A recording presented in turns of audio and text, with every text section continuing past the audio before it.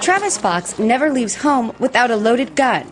If it is between someone else or my family, someone else is going to die.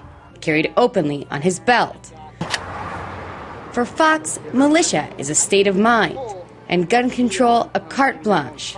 Then government has absolutely no fear of repercussions, and they can essentially do whatever they want. And government is meant to be kept in check. The definition of tyranny is that which is lawful for government but is illegal or unlawful for the citizenry. The government has jet fighter planes, they have machine guns, they have howitzers, they have tanks, they have nuclear aircraft carriers. The militia today, we are left with semi-automatic handguns and semi-automatic rifles. Fox is part of the 3 Percenters, a militia with its own flag, plenty of guns, and a manifesto that proclaims it only takes 3% of gun owners to overthrow the government. They gathered last year on the banks of the Potomac with a warning to those in power, quote, attempt to further oppress us at your own peril. People, innocent and guilty alike, were going to begin dying for their own stupid failure to comprehend the real situation that we are all in. And sent a message that they won't back down. Americans are beginning to feel increasingly less like free citizens and more like subjects. No! More and more of America's 84 million gun owners say they're tired of compromising on their right to bear arms. 3 Percenters refuse to follow any new gun control laws. We all have a line in the sand, and at some point we would all resist. NRA. So in the last week, there has been much weeping and gnashing of teeth over the brutality of anti-fascist protesters who made Milo Yiannopoulos and Richard Spencer the mommy and daddy of the alt-right movement. I guess the extreme and moderate ends of the movement. Milo is the mommy of the xenophobic end of the Western values supremacists. And Richard Spencer, is the white supremacist, the straight-up whites-only alt-right leader. To me, I've stated before that that is a distinction without a difference. But as the liberals scream, as Sargon of Akkad posts Winston Churchill quotes about the fascists of the future will be called anti-fascists, as Jeff Holiday does a whole video decrying SJW alarmism about fascism, and then expresses his alarm about the imminent threat of Steve Shives. I'm completely serious. Steve Shives, like the most easygoing man on YouTube, is more dangerous in the opinion of the conservative hippie of YouTube than Richard Spencer. These people are angry about the black bloc of the anarchist movement, the anti-fascists, destroying property and punching fascists. They're doing all these videos about the history of anti-fascist terrorism. And all that pops into my head.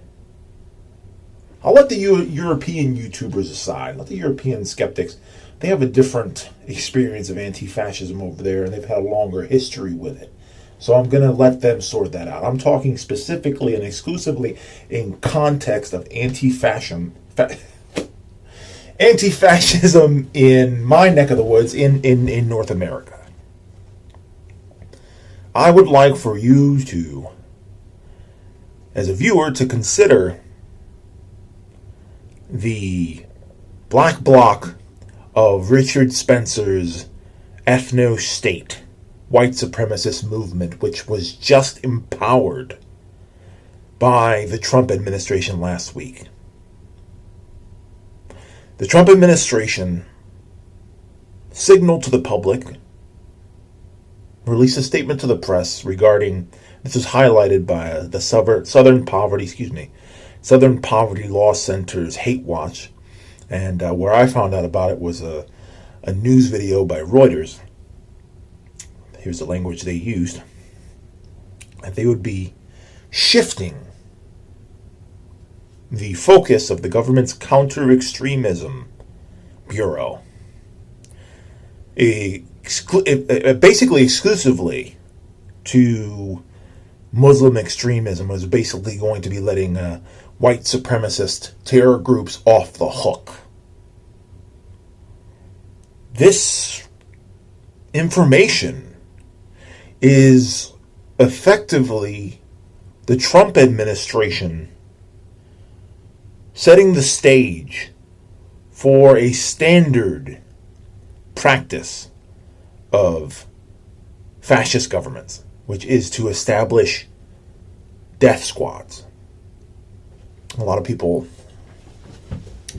will dismiss the idea of Trump death squads because they have in their imagination an image of the U.S. military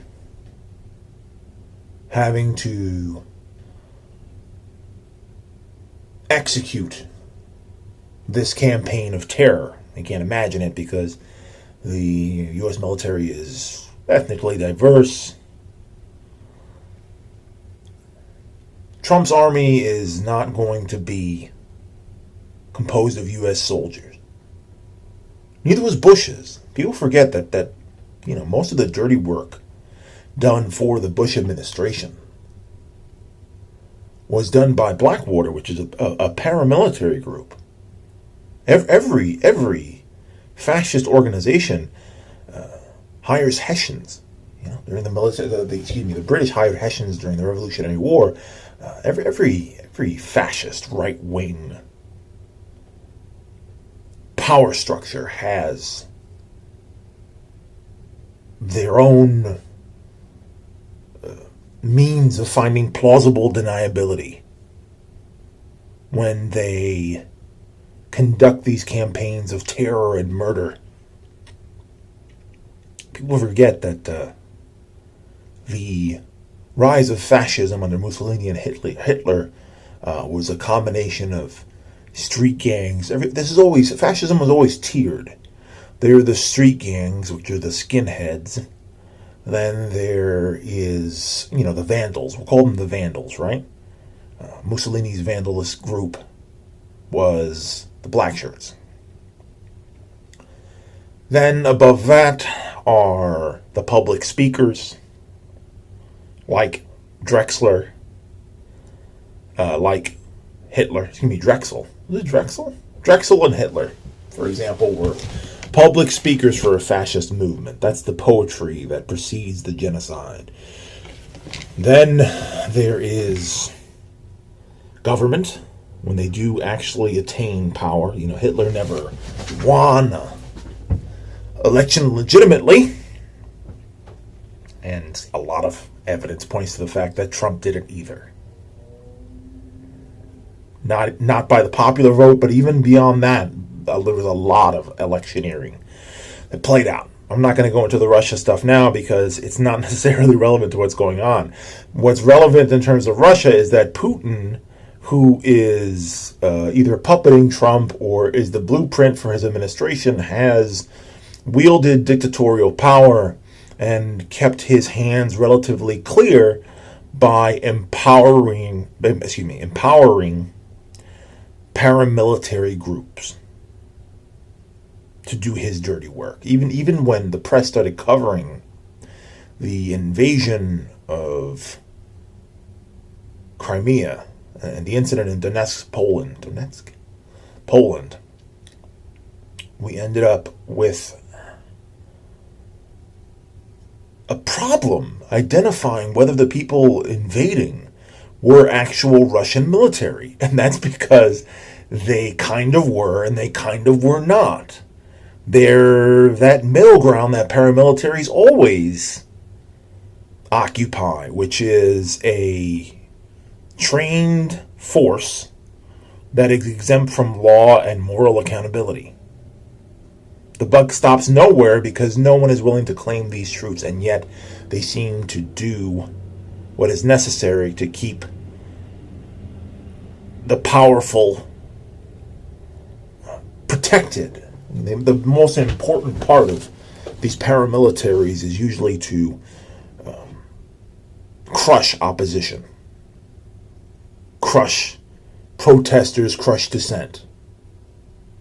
That's what concerns me about people still crying about broken windows at Starbucks and Milo Yiannopoulos not being able to get paid by the young Republicans, is that as you focus on this tabloid garbage, as you pick your preferred enemy and decide that out of everybody in the conversation, somehow Steve Shives is the most dangerous man on YouTube.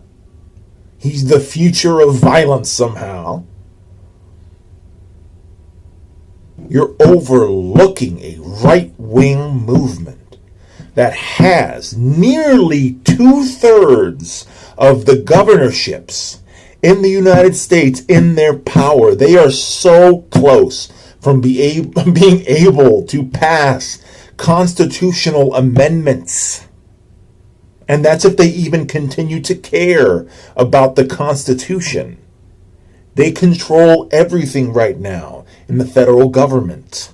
There are no checks and balances on this right-wing movement.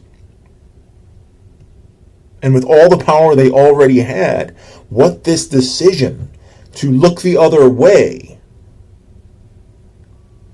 for the Patriot movement, for the militia movement, for the 3%ers, the Oath Keepers, is to give these paramilitary forces, these MAGA death squads, these Trump supporters armed with military ordnance, give them the time to organize and to show up and confront the press, to confront anti-Trump protests. And Trump gets to wipe his hands clean because he goes, oh, well, who could have seen that coming? Tisk, tisk. So maybe the people who have 6-digit subscriber counts in the political conversation on YouTube need to stop worrying about poor Dickie Spencer's black eye. Maybe they should use all of this influence they have in the public square to address the shadow military that has just been empowered by our shadow government. I guess that's just me, the madman, the anti-fascist nut job on YouTube.